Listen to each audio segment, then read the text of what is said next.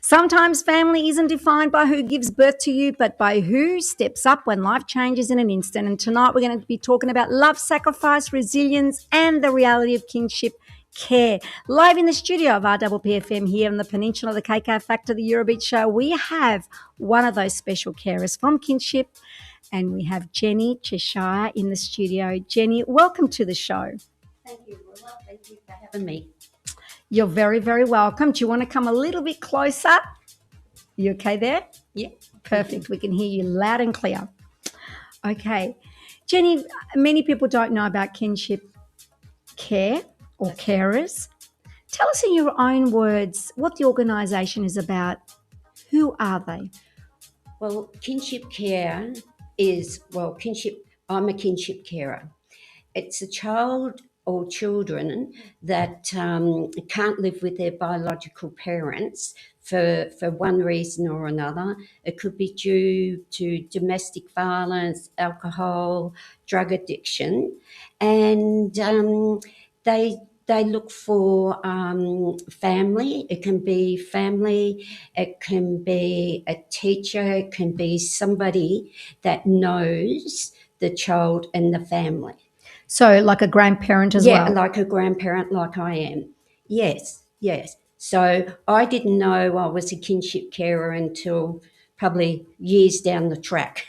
So you didn't know? Like you were actively practicing it and then you realised? Yes, until I was told. Had no idea. Yeah, I just thought I was a grandmother or a nana taking care of her granddaughter. Did you take care of your granddaughter full-time, part-time? Full-time. My granddaughter came to me at 5 months old. I was actually sitting at home. I had a trip to Paris planned, and I was just going over my itinerary. And at 10:30 at night, there was a knock at the door, and there was two policemen holding this small baby of 5 months old. She just had a wet nappy on and covered in her own vomit. Oh. So they said to me, I believe this is your granddaughter. I had a look and yes, it was definitely my granddaughter. My son, her father, had a one night stand with the mum, and I'd only gone with him the week before to visit her. So they took her out of her mother's care that night because her mother was intoxicated, drug affected, and her mother actually said she wanted them to bring her to me because she didn't want her to go into foster care. That's fair enough. So that's how my you became a kinship carer. That's how my journey God bless you. And bless all the grandmas out there, that grandfathers, aunts and uncles, whether it's full-time, part-time. I mean, I sometimes look after my grandchildren when my children have to work or they need to go somewhere, not under the circumstances of yourself. Yeah. But it's such a blessing when people within the family step up to that role. Yeah. Especially after you've already raised your own children. I had, 3 adult children. Yeah. I retired. I got divorced. And I planned a 6-week holiday to Paris, all fully paid for.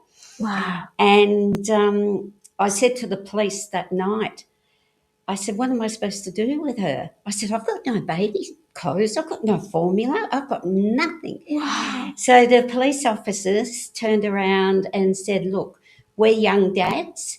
We'll go and try and find something open and we'll get back to you. Wow. So that's what they did. I closed the door with this tiniest little baby and I thought, what am I going to do with her? She was screaming. And all I wanted to do was bath her, get the vomit off her. So I took her into the kitchen. My kitchen sink was spotless.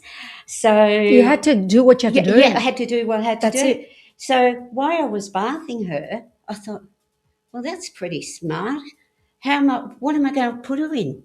You know, so once again, thoughts popped into my head. I grabbed a towel, wrapped her in that, found a brand new tea towel for a nappy, looked for a couple of safety pins and used the Wow. tea towel as a nappy and wrapped her in a fluffy towel Wow. until the police officers come back. Full of goodies. Yeah, full Your of life goodies. literally turned upside Upside down down. overnight. Overnight. Definitely. But you know what? In saying that, it's that journey when you probably look back and you think, lucky that the child did land in the grandparents' arms rather than in foster care, and then you lose sight of your own grandchild. And I know it's not possible for everybody. No, It no. isn't possible for everybody. No, definitely not. And at that stage, I had no idea what was going to happen. Um, the police officers, they come back to my door. They had a really big bag of goodies, and I said to them, "How much do I owe you?" And they said, "No, love, that's on us. Wow. Enjoy your Oh, granddaughter." God bless Victorian Yeah. police, mate. Well, They're you could amazing. imagine how my first night went. I can only imagine how your first night went. It would have been just like a new mum for the very first time. Have you got any other grandchildren, Yes, Jenny? I do. I have 6 other grandchildren. Did you have opportunities where you could babysit Oh, and things like that? yes. Oh, definitely, definitely. I was at the birth of 4 of them. Wow. Yeah, 4 of Oh, them. bless. Yeah, so, yeah, very hands-on, very hands-on. Wow. Yeah, so. Okay, so Kinship Carers is a non-profit organisation. At that stage, did you know about them? No. As I said, it wasn't 2 years down the track. And as I said, just getting back to that night, the police, before we closed the door, said that the Department of Human Services would be in touch with me tomorrow. So I said, okay. And of course, I had no sleep all night. And they did get in touch with me the next day. And they asked me straight up if I could keep her in my care full time. And I did mention about my planned holiday to Paris. And they said, could I keep her for 2 weeks until they find another suitable family member? And I said, yes. But in those 2 weeks, even though it was so hard, she just captured my heart. The department called me to say 2 weeks later to say they're on their way to pick her up. By the time they left Frankston to Seaford, I'd already gone on the phone and cancelled my trip to Paris because kept her. I just You couldn't let her go. couldn't let her go. Couldn't let her go. Do you think it was that shock in that first instant and also you not being actually prepared for something like that? Do you think that's what sort of threw you out at that moment? Oh, yes, definitely. And because not only that, because the police had reported her mother, then it has to go through the Department of Human Services, and then it's really all left up to them if she was going to stay in my care. Um, so so they rocked up 2 weeks later, and they said okay, and I wasn't offered any help whatsoever. I had this screaming little baby because she was born with fetal alcohol syndrome, and the nightmares and the thrashing around in the cots, her cot, it was just horrendous to watch her go through something. Did she like that. overcome that in time? Eventually, probably took about maybe a year. But then during that time, I noticed there was other things popping up that, even that it didn't look good to me. It was like she wasn't meeting her milestones. And so I wrote everything down. And when the department finally got us in to see a paediatrician, I had my notes. Then I went in and said, bless look, you. something's not right. She can't, she's having trouble crawling. She was like a little floppy doll. So then they did further tests, and it come back that she's got intellectual disability. She's got essential tremor, which is the only thing hereditary on her mother's side, and then she had ADHD, ODD, all the D's under the sun, separation anxiety, trauma, and then later on, when she was 10 years old, she got up one morning and I heard thump. And then I went and checked on her. She looked like she had a stroke all the way down her left-hand side. So after many appointments of doctors, specialists, hospital stays, they diagnosed her with functional neurology disorder. And that meant she had trouble walking. We had to use the wheelchair long distance. She had no control over her left leg whatsoever. Wow. Yeah. How old is she now, Jenny? She's nearly 18. Yeah. In fast forwarding another 10 or another 8 years, how is she doing? Yeah, she's doing really good. She's waiting. We're waiting on hearing from the Dandenong Hospital because she has to have an operation on her knee. After all the therapy and Nana thinking outside the box and flying her to Wollongong for therapy, she's had many MRIs. Last December, she had an MRI. And we got called back into Monash, and her knee needs stabilising, her patella.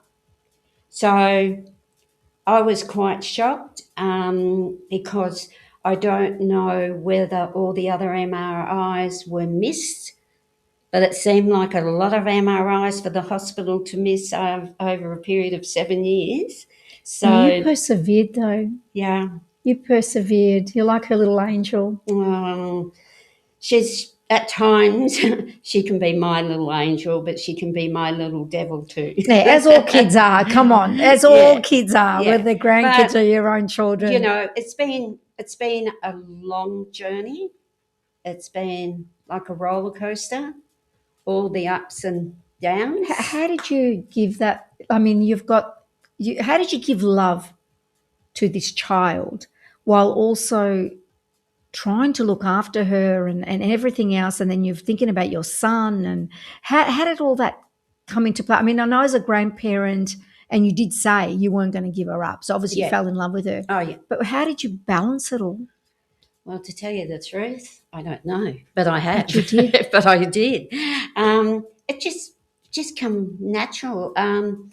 It was like my main priority was her well-being.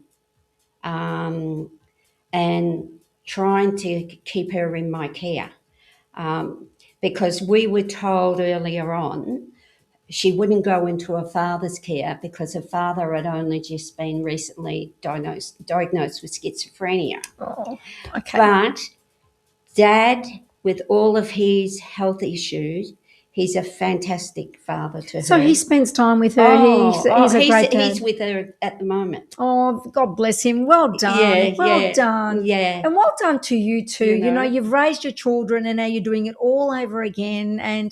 But I guess you could look at it as a purpose in life. Yeah. You know, because sometimes when we get older, it's like, well, what purpose do I have? Yeah. And yet you've given so much. Let's go back to kinship care and kinship carers that you are. Yep. You said it wasn't until a few years later that someone said, you're actually a kinship carer. So did you get introduced to the organisation? Oh, no. That wasn't until years and years later down the track. It's just, as I said, that's every whether you're a grandparent, aunt or uncle, that's what your role is a kinship carer. Okay. So the organisation, which is so valuable for new carers out there now, it wasn't, I don't think I heard of it in my early days, but they do tremendous work. So what support do they give you?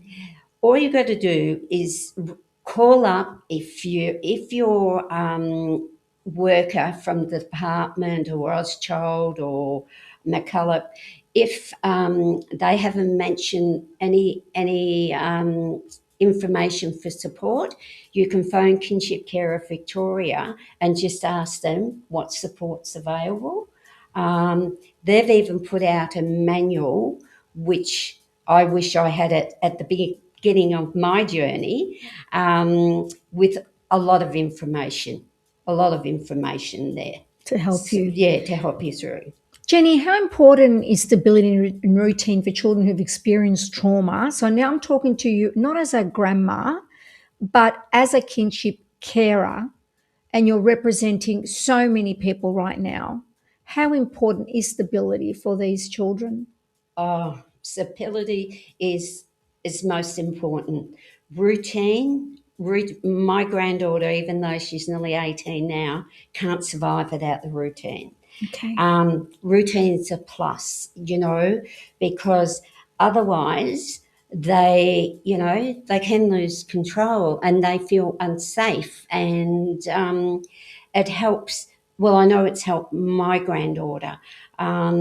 She has her routine of a morning where we got to leave home to catch the bus.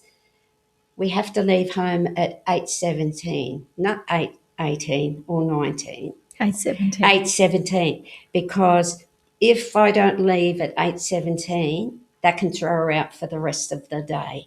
And bearing in mind all the issues that she's grown up with. Yes. It's not a normal everyday child that we see. No, that's right. So we need to understand all this. My granddaughter is a very complex. Yeah, it's a complex case. Yes. Raising her, looking after her, what has it taught you about strength and resilience? Well, I always thought I was a strong person. I was a chef for 30 years. Wow. Right? And but I had to dig deep into my soul to find strength that I never knew I had. Just to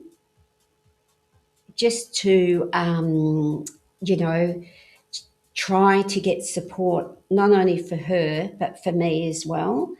In the early days, I was too scared to reach out for help because I didn't want anybody to know that I was struggling. And then why? Because in those days, especially with the apartment, if you reached out for help and told them you were struggling, that looked like if you weren't coping. Oh, which means they could take the child away. They would take the child away from you. So how did you manage your mental health? At the same time, with that fear of, I can't let people know that I'm struggling, I'm not letting go of her. How did you cope with your mental health? Well, I was very isolated at the beginning. I had friends walk away. I had my own... You had friends walk away? Yeah, I had my own daughter who walked away. But I've since reconnected to my daughter after 16 years. Oh, beautiful. Yeah. So, yeah, it was hard. It was a lot of crying in the pillow of a night, a lot of thoughts running through my head. Can I really do this for the next 18 years or more? I got told by my so-called friends that I was too old to take on a child with special needs. No way. And then I got told that surely you're not going to give her up because, you've got your trip to Paris you've paid for. Wow. And everything. Whereas in actual fact, you need support. I needed from the community, yes, from people around you, your friends. Yes. I mean, I know families that raise children with disabilities and the parents are in their 80s and still looking after their child with a disability. And then the child with a disability is at the same time looking after their elderly parent. And here they are saying to you, you're too old to be a carer for a child that's got disabilities. Yeah. It makes no sense. No. Well, I don't have anything. I Oh, haven't had anything to do with those so-called friends. And looking back now, they weren't my real you. friends. Um, but later on, I got told. Years later, I got told I was a kinship carer, and there was a support group in Frankston. And so I went along to this support group, and I was quite shocked of how many grandparents, aunts, uncles, and who were older than me. Looking And after a child. after a child, they had, some of them had siblings, some of them had up to 3 or 4 children in their care. But at that stage, I came away and I thought, I can't go back. I just felt uncomfortable because even though they were there for support, but at that stage in my caring role, I couldn't open up Yeah. because I thought it showed a weakness. But I've since learnt now that's not true because it's a strength. It is a strength. So this lady who runs the support group, her name is, say, Josie, she kept ringing me. So I thought, yep, why not give it another go? Well, it was the best thing I ever done. Now, I have got the best of carer friends. That's I amazing. found my village, and life is so much happier.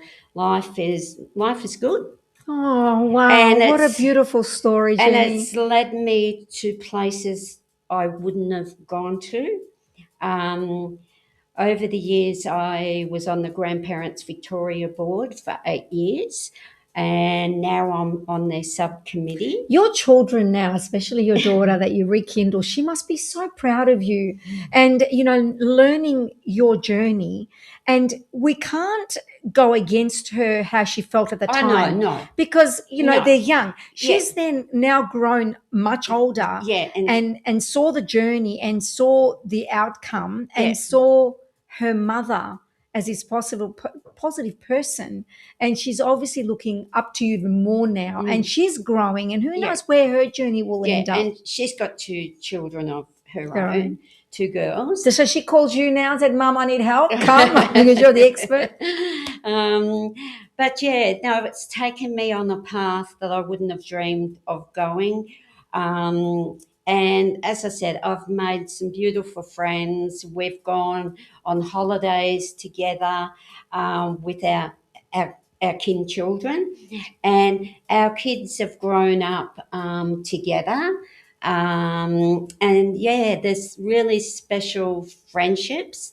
You know what? And I always say we are the lucky country. yeah, And I hear stories like this, and it's just another big tick. Jenny, if someone suddenly becomes a kinship carer and feels scared or unprepared, what advice would you give to that person? I would advise that person to pick up the phone and ring Kinship Carers Victoria, or reach out to a friend, reach out to your doctor, um, because all these people will become part of your village. And they say it takes a village to raise a child. And believe me, it does. And without my village around me, I don't know. I don't know. It would have been a lot harder struggle. Um, yeah, but the past 10 years, I've had, yeah, my village has grown because it's anybody from the GP to Bellis specialist to Monash Hospital, Everybody working together. everybody working together as a team. So it hasn't been difficult navigating government systems and supported services? No, I haven't. Yeah, I haven't found a problem. Yeah. And what about financially? Because there could be some listeners now saying, okay, I could do this, Mm. but financially, how do I do it? Yeah, well, once you become a kinship carer, and especially if the department's involved, you do get a payment every fortnight, and it goes on age from 0 to 18. and then it goes on like a higher payment if a child's got disability. So, yeah, but in saying that, that payment's not a great deal. Now, out of that payment, they expect you to feed them, pocket money, birthday presents, The normal everyday yeah, things. yeah, just out of that money. And Did you cope? Well, I used a lot of my superannuation. Most of my superannuation went towards solicitors, to courts to fight for her. Oh, To so you fight for even the, had to do that. oh Oh, my yes, gosh. That's another story, isn't yeah, it? We that's won't go on that another. because that's another No, big story. that's another. But you big got to keep story. her. You got to Yes, keep her. yes. What's been one of the most rewarding part of your journey? The rewarding part of my journey is to see her meet her milestones.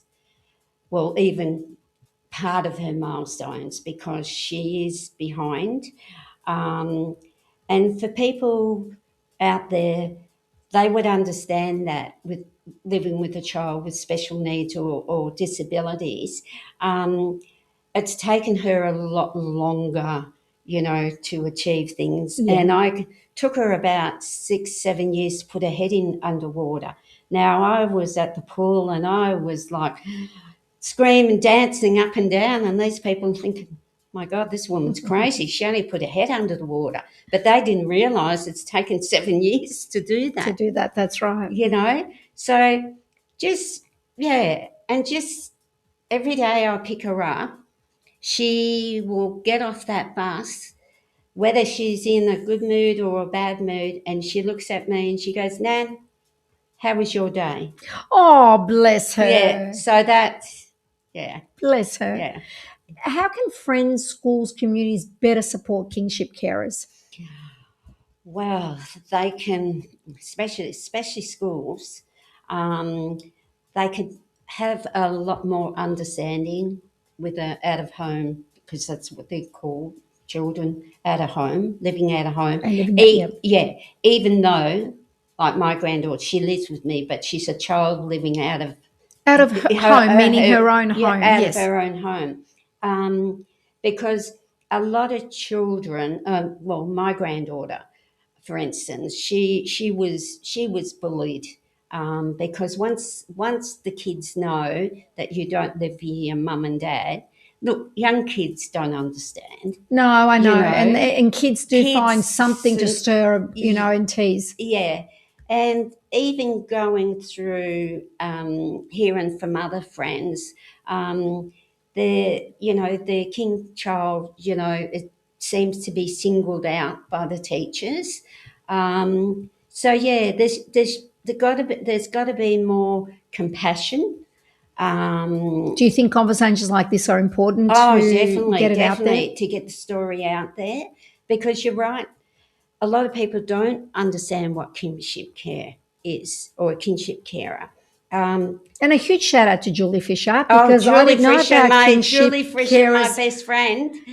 This is amazing. She brought it up. She told me all about you. She told me about kinship as a kinship carer, and I thought, wow, I didn't even know that existed. No, a lot of people. And it's amazing. A lot of people. Well, even the police didn't know. I got assaulted 5 years ago by my granddaughter's mother out of the blue.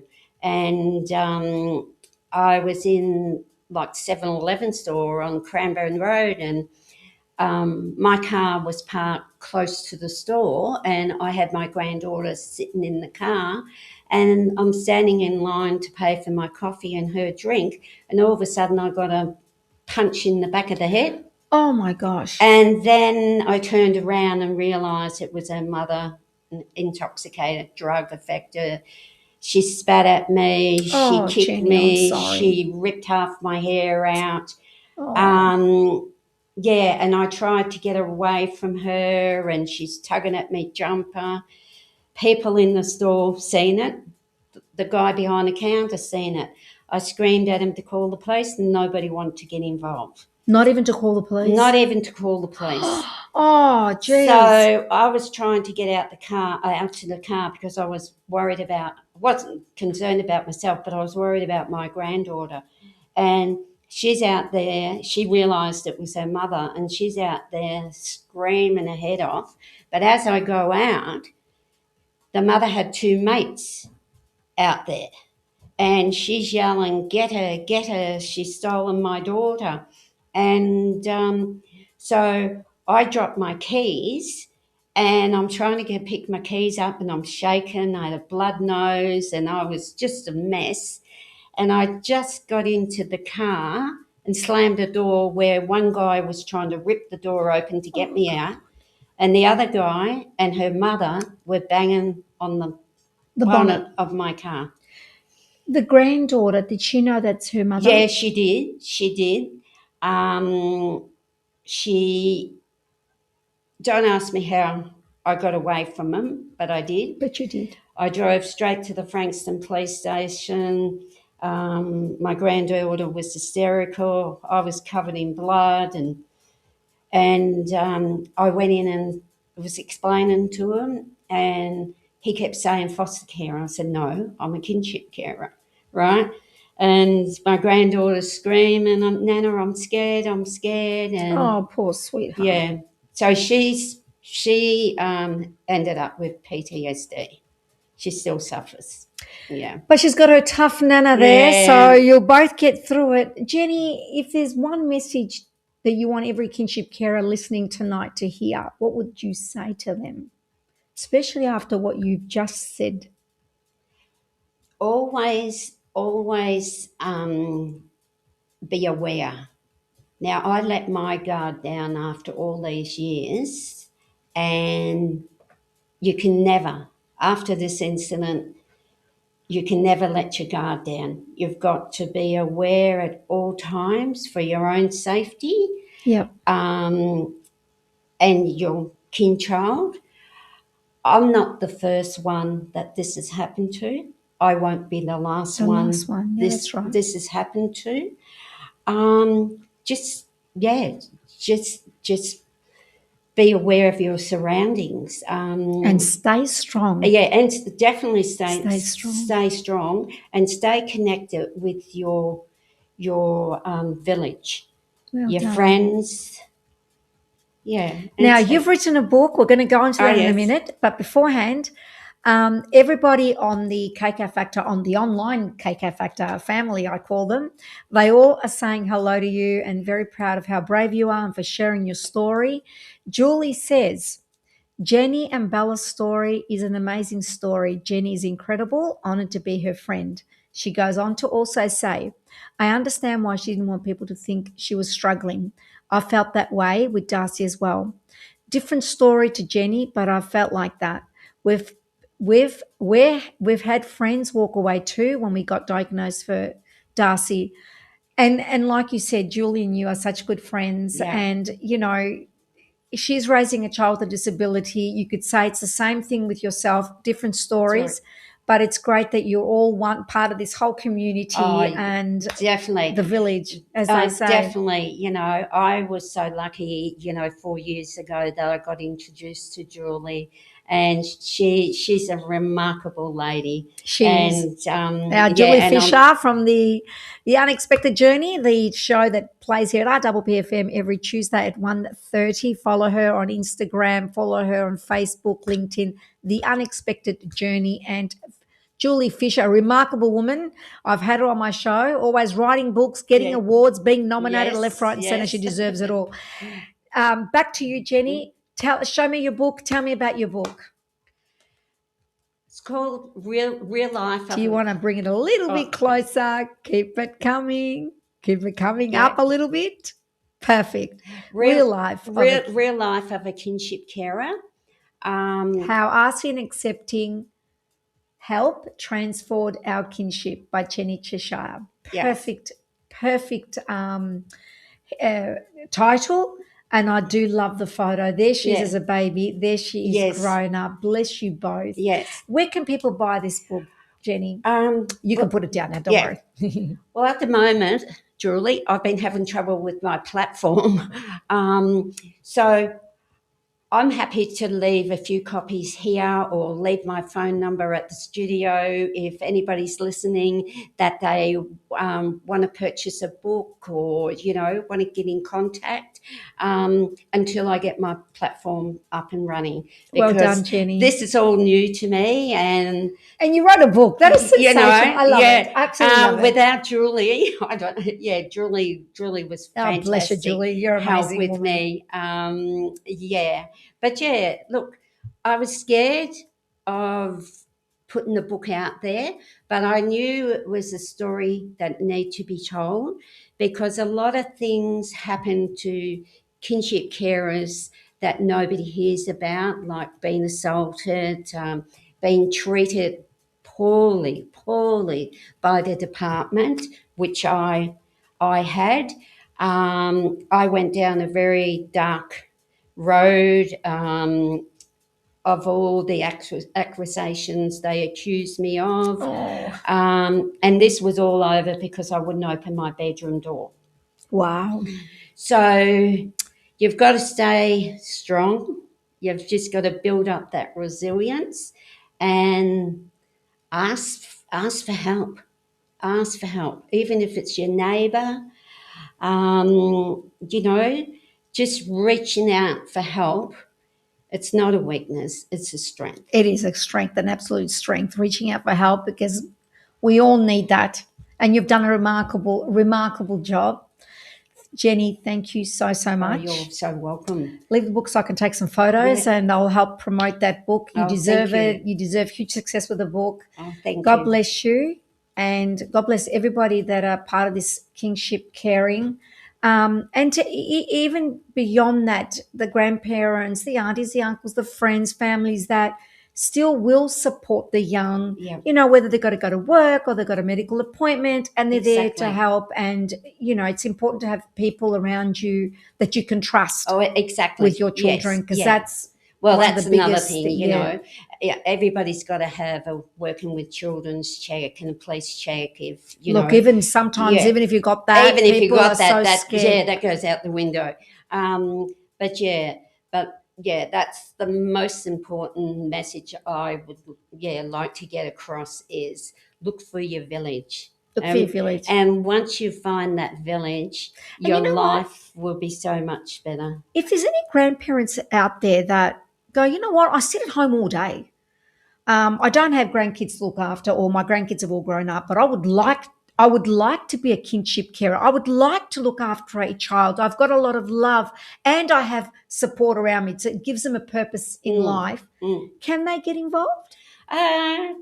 Well, normally with kinship, the children come at a crisis for their parents. Okay, and that's how it all starts. Yeah. All right. With foster care, of course, they can. And foster carers are just as important too because we've all got the same goal, the same focus is the well-being of the child. To give love, to give love, beautiful home and stability for them. Exactly, so. Well, Julie says, I do know that story. She goes, I was raised by my grandparents too. And look at how she's turned out. Yes, I know. Well done. Yeah, exactly. Jenny, thank you so much. Thank you very much for having me. It was my pleasure. And I got so much out of this story that I did not expect, let alone the story. And I thank you because you showed your vulnerability. You opened up your personal story. Yeah. And it's truly appreciated because I think that's what really does make a huge difference. It has. The story needs to be told. Yeah. Thank you so much. Thank you, Roula. Thank you. Okay, well, we're going to go into a quick sponsorship ad and when we come back, the hot hits will continue. You sounded amazing. Thank you.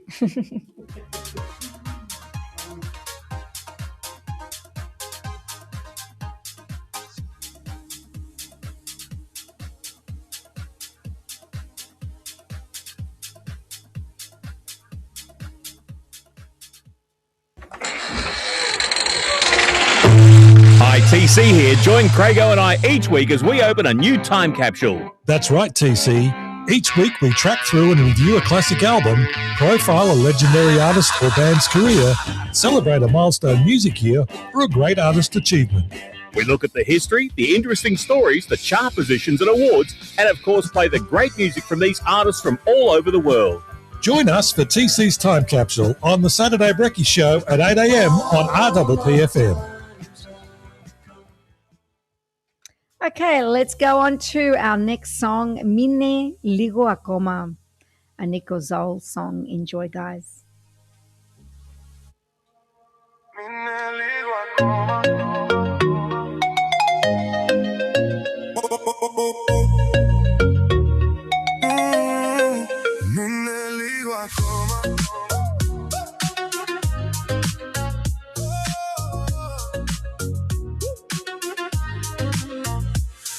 Χαμηλά, το σώμα σου μιλά, χωρίς να πεις κουβέντα, ξέρω τι ζητάς. Το βλέμμα σου με καίει, δεν μπορώ να φύγω. Χάνω το μυαλό τώρα, λίγο.